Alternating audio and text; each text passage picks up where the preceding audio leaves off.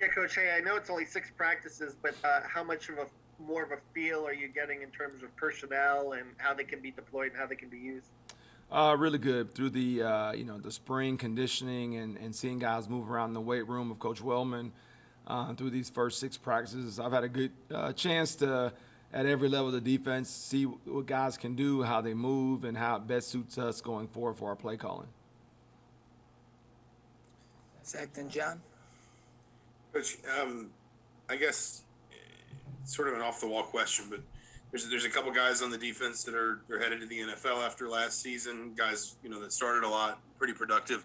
I guess for you, what's the balance when on the one hand, I imagine you're watching film and processing, what'll be missing without those guys, and on the other hand, you probably feel a little bit like a fresh set of eyes on the entire defense. Do you almost feel in a way like you don't see those as holes to be filled because you kind of you're seeing everything new, I guess? Right. To me, it's a blank canvas. So if they were here last year and contributed a great job, that was awesome. But they've never really factored to me because whatever I had returning is what my mindset was on building this thing going forward. So I really don't look at it as holes to fill. I just think of that as for us to develop depth at every level. And we can't be a one deep organization. We got to build depth at all three ranks. And that's only going to happen through reps, fundamentals, technique, discipline, accountability of the system. And that's what our focus of the spring has been so far is really, really focused on technique and fundamentals and building depth at every position. John, then Matt.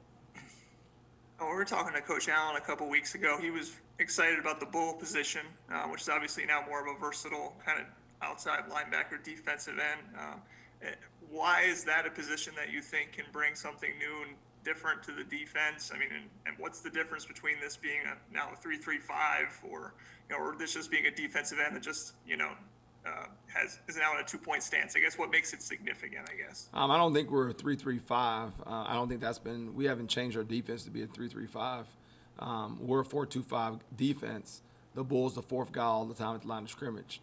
That position is just very versatile because he's a guy that can rush, he's a guy that can cover, he's a guy that can blitz, and it takes a special skill set to be that position. So you are looking for that hybrid defensive end, outside linebacker, but he's got to be athletic enough and quick enough to drop in coverage, to carry tight ends, to fold. There's a lot of things we ask that guy to do, which makes him a really specialized player. So I think for us, it's exciting because there's a lot of things you can do with that guy in the scheme, in the course of a game, a course of a drive, a course of a series, to help keep an offense off balance.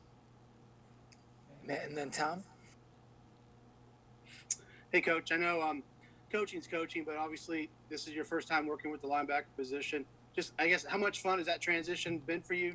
Working with a new group of guys, a new position, and what's kind of maybe been some of the challenges, if any, that you kind of had to overcome in these first couple weeks? Well, the most amazing thing is I don't ever have to worry about giving up the deep ball anymore and getting yelled at. So, but it's cool. I think coaching linebackers is awesome. I got a great group of guys in that room, and it's so much a focus on fundamentals, eyes, reads, and keys. And it makes it challenging and exciting. And I think having an older group with Micah and C4 and James and Ace back there, they played a lot of football. And so for me, I sort of came in the spring for them and said, hey, my number one goal is to get technique and fundamentals right, better for you guys, and really increase your football IQ. And I'm having fun doing that. And it's been challenging because my eyes naturally gravitate to the back end, and my eyes gravitate from an outside-in perspective on how to coach the defense. But that's really helping the backers, I think. The residual effect of that of our backers are playing with bigger vision because that's the way I sort of see defense. And so it's been a really good marriage. It's been really exciting for me to learn these guys and teach new techniques and fundamentals because, for me, I'm growing as a coach doing it. Tom, and then Jim. Coach, you are obviously quickly learning about all the players under your guidance, but you've also got a whole set of coaches you've never worked with before either. So tell me a little bit about what you've learned about them and from them so far that's been so enjoyable here in this first month or so. Man, very, very, very professional, very conscientious, and they want to learn just as much as anybody. So I think it's been a very collaborative effort. Learning, coming in here, the thing that's interesting about this unique here is I'm learning the defense Coach Allen and these guys have had here for years. And so they've been really good listening to me from standpoint of, hey, why'd you guys do that? Why'd we do this? Give me the ins and out. So it's made them better football coaches and it's made allowed them to coach me a little bit. And so same ways, process, the way we organize practice, the way we script practice, the way we do our drill work is a big influence for me. So I think we've both been learning, but they've been unbelievable. And like I said, the effort's been very collaborative this entire way. And then when we go out to practice, we do what we do. Jim, then Dustin. Coach, you've obviously been a part of programs that were successful in big-time leagues, the SEC obviously in Georgia, the Big Ten obviously a major league, but Indiana, a program that is on the rise, not on the rise, they're there. It's a very different scenario for them, not something that they've been accustomed to, but have had a lot of success here lately. What's it like being a part of a program that is not used to being the Georgias or those type of programs of the world, but are there now? For me, I've spent most of my career programs probably more similar to Indiana, where you got passionate players that believe and have had a chance to become better. My time at North Carolina, very, very similar situation. My time at Nebraska, and definitely my years at Air Force. So it's been great because what you find is these kids play with a chip on their shoulder. They've heard what Indiana used to be. They've heard what the expectations have not been. And for these guys, they really don't care because they're here playing, practicing, working out to achieve a goal. And they're undeterred in their process to let that happen. And I'm proud of them for it. So I think the expectations that others set can be no greater than what these guys are putting on themselves. And I've had a great time coaching them. They believe in themselves. They believe in each other.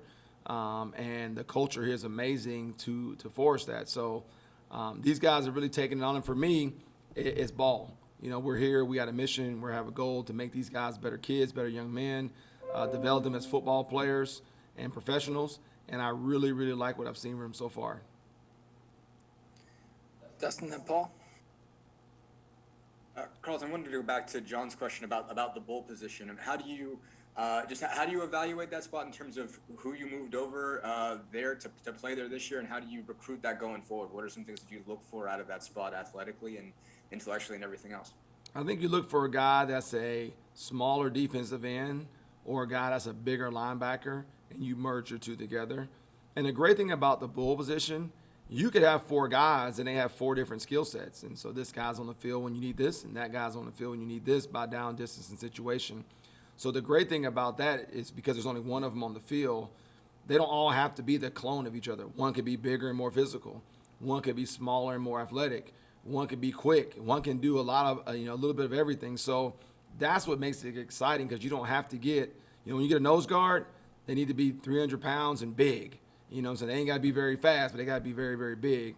And you have a bunch of those guys at that position. The bull is different. You can have a 260 guy. You can have a 225 guy. You can have a 245 guy. It really just depends on what you're doing and what their skill set is. So it makes it exciting to coach that position as a coach. It makes it exciting to go out and find those guys. And then you can move guys around and see if they can do it, and they can go back to end. Move a bigger backer and see if he can go to bull. So like I said, it gives you tremendous flexibility in your defense when you find those guys and you plug and play them based on the situation in the game. All right, Paul, last one. Hey, Coach, two quick ones. One, who are some young guys who are looking good to you on the defensive side? And secondly, how have you improved and gotten better as a coach since your first time as a DC? Oh, wow, that's a lot in that question. Young guys, I'll say this. Instead of calling out guys out by name, I think the whole defense has done a great job embracing what we're doing and playing at a high level. We've had one semi-scrimmage. I think we'll see a lot more of these guys after this week where we ramp some things up. We have a big scrimmage on Saturday coming up. So I think we'll see more, but I think all the guys at all levels are doing a great job of embracing it. Me personally, what I've learned in these last, 10 years, that, there isn't one answer. Everything you do, whoever has the pen last can defeat it. And what you got to do is, as a coordinator, is you got to try to inspire and instill a certain culture and discipline with your unit so you don't beat yourselves on a daily basis. And two, you got to know that it doesn't matter how great the call is. It just matters how great the execution is. And so you better do what your guys can do very, very well at a very, very high rate of success, and they can do it violently. And if you can get that accomplished where you don't bust, you play aggressive and violently, you got a chance to be in games. And then you got to understand that, hey, you got to stop the run, you got to limit explosives, and you got to take the ball away. And I think if you can do those things consistently as a coordinator, you give yourself a chance. What you can't do is get enamored with, having 92 calls that you can execute, and you go out there and beat yourselves, because the Hoosiers can't beat the Hoosiers, and that's where it starts for us. We can't beat ourselves. And so that's probably what the most I've learned. If I got to call one call 92 times at 100% success rate and give us a chance to win the game, that's what we got to do. All right. Thanks, Charlton. Appreciate it. Thanks, guys.